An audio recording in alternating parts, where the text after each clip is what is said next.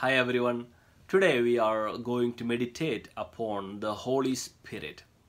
The Bible reveals a Holy Spirit as an advocate, guide, comforter, a counselor, a witness, power from on high, teacher, helper, and so on. In the Gospel of John chapter 14, verse 16, Jesus says, I will ask the Father, and he will give you another advocate to be with you forever.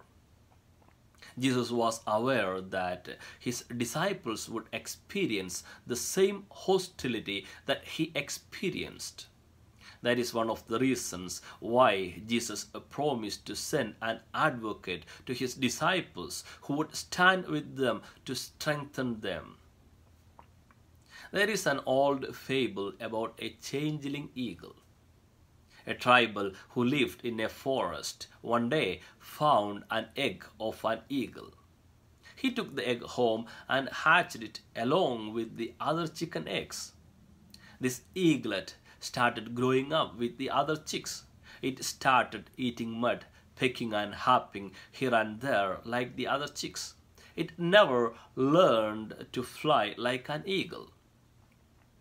One day, as it was foraging for food from the ground, it saw an eagle majestically soaring high in the sky.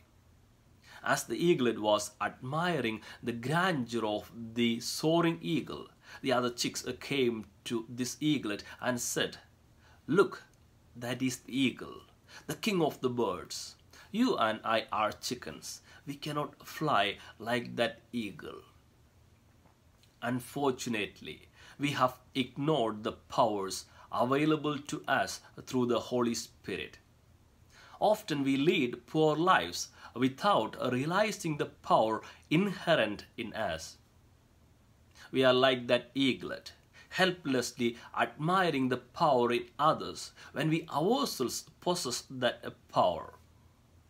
We land up in a failure, frustration, and defeat because we are ignorant of the powers God has given us. We can do marvelous things when we associate ourselves with God.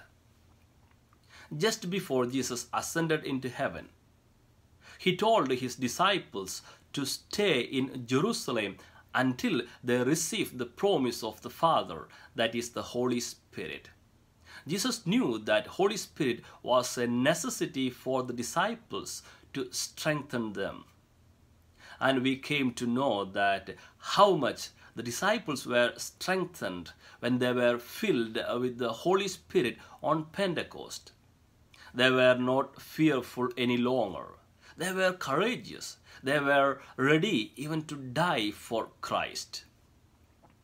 That is the change comes to us when we are filled with the Holy Spirit.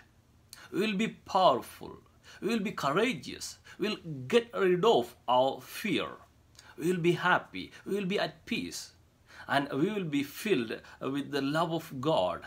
Because in the letter of St. Paul to the Romans, chapter 5, verse 5, we read, God has poured the love of God into our hearts through the Holy Spirit who has been given to us. The Holy Spirit is a gift of Jesus to each one of us on his departure.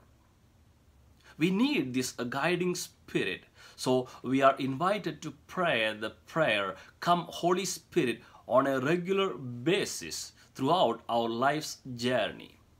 Therefore, let us be persistent in our prayer to be filled with the Holy Spirit. May God bless us all and have a blessed day.